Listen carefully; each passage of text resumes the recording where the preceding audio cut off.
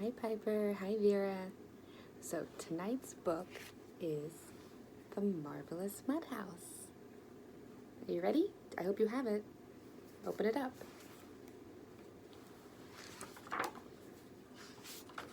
Alright. On the edge of a lush mountain in Kenya sat a marvelous mud house where George and his mother lived. What made this mud house marvelous was the marvelous thing that happened there. Each morning, as the sun flooded the great Rift Valley below, George searched the terraced garden for corn, mangoes, and potatoes while Mama George milked the goat. Then they loaded their baskets on their backs and began their long walk to the village.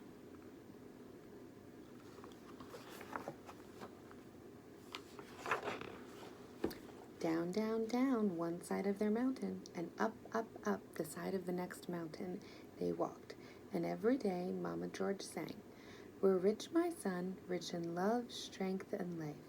The giver of these hears every cry. Let's lift up our hands to the God who provides." One morning, George could hear the children singing from the schoolhouse. "Mama," he said with a sigh, "all my friends are in school. I want to go too, but how will we pay the fees?" Mama George lifted her eyes and replied, "Let's keep working, George. God will provide." Far away on the edge of the Oklahoma woods sat a hungry ranch house where the Smith family lived. What made this house hungry was the feeling of always wanting more.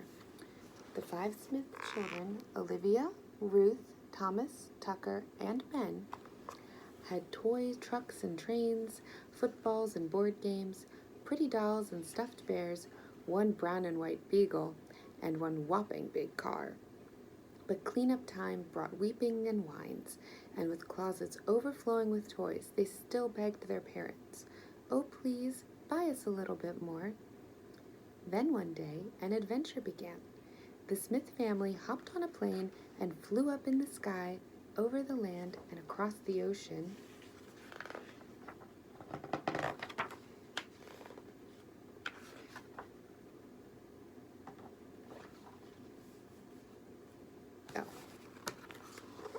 To Kenya. There they saw a new world full of yawning rhinos, graceful giraffes, playful monkeys, and mischievous baboons. They saw boys selling bananas and girls carrying water on their heads. And there, in a village market, the Smith family met George and his mother. Every day, the Smiths stopped to buy corn and chat with George and Mama George. The youngest Smith, Ben, gathered the courage to ask, "Where do you live? Is it very far?" Mama George leaned over with a smile. "We can show you. Please come to our house for dinner." So down, down, down one side of the mountain, and up, up, up the side of the next mountain with the 2 families.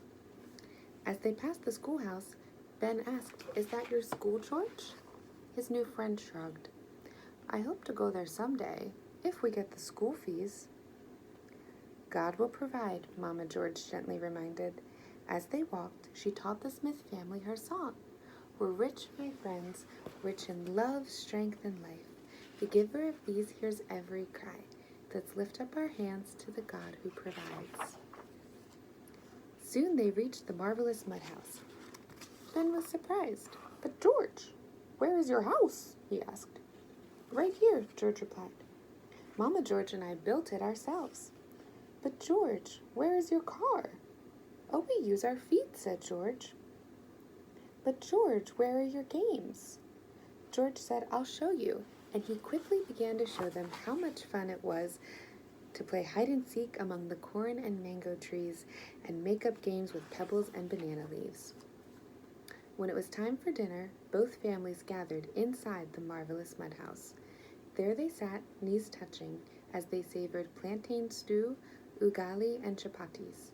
George passed around sweet fried mandazis.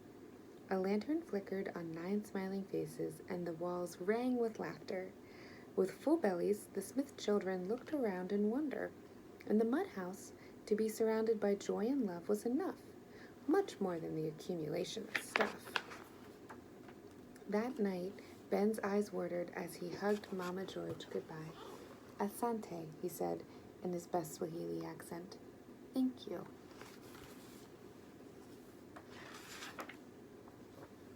The next day, the Smiths flew back across the ocean.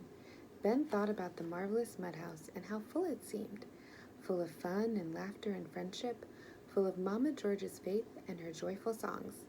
And suddenly, he remembered what it felt like to be full too. Back at home, something seemed different at the Hungry Ranch house. The children rarely asked for more things at the store, and they all hugged each other a little bit more. We don't need so much stuff, they said. A little is enough. Let's help George go to school instead. Olivia said, I can babysit. Ruth said, I can have a bake sale. Thomas said, I can rake leaves. Ben said, I can sell some of my toys. Mom and Dad said, we can get a smaller car. Tucker said, I can stand on my head, which he promptly demonstrated, of course. And then he giggled, or I can feed people's pets. And they all sang, we're rich in Christ, rich in love, strength, and life. The giver of these hears every cry.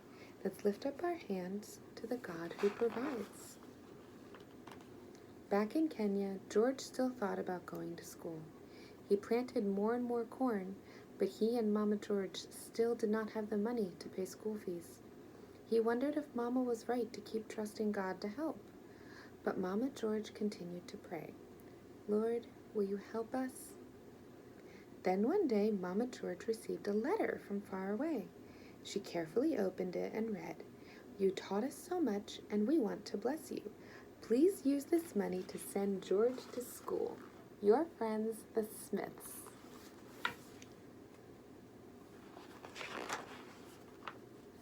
Mama George began to cry, not tears of sadness, but of joy.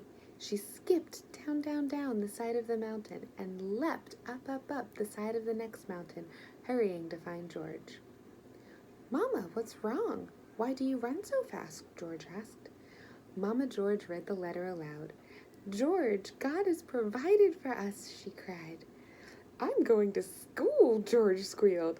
He wrapped his arms tight around his mother and let out a great big whoop and a holler.